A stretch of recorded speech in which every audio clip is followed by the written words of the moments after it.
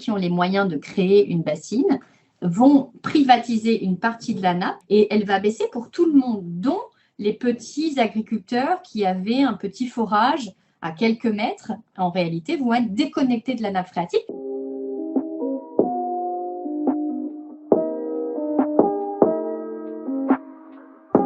C'est un concept qui est déjà développé dans de nombreux pays, notamment très développé en Californie, qui a été développé avec des formes et des modèles différents en Australie. L'objectif, c'est vraiment d'essayer d'aller chercher de l'eau dans les nappes phréatiques et de l'extraire. Aux États-Unis, on va puiser de l'eau à 500 mètres de profondeur.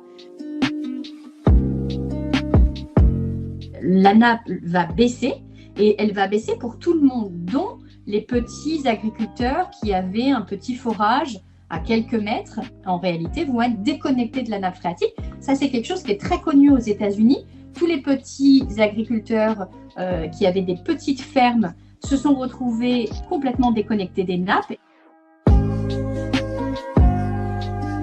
Lorsque vous décidez de vider la nappe phréatique pour mettre cette eau pour vous en surface, eh bien vous l'enlevez de tous les petits cours d'eau et donc du vivant.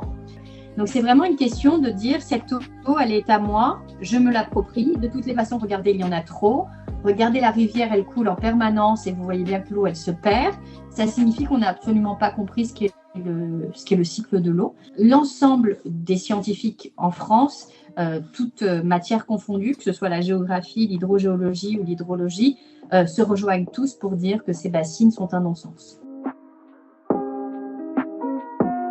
Il faut vraiment massivement qu'on cherche surtout à retrouver des sols sains, à retrouver des sols fertiles. Ça voudra dire une chute de rendement très importante. Les agriculteurs sont pris en sandwich dans ce système-là et c'est eux qui en souffrent le plus. Et cette chute de rendement, il faut à un moment donné l'accepter et l'accompagner pour aller vers des terres qui permettent à la fois d'être des puits de carbone et à la fois de pouvoir laisser l'eau pénétrer dans les nappes.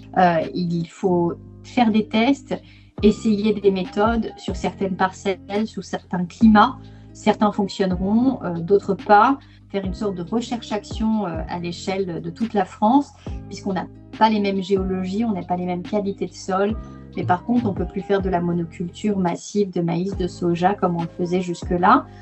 On doit repenser cette agriculture à l'heure d'une France qui va manquer de plus en plus cruellement d'eau.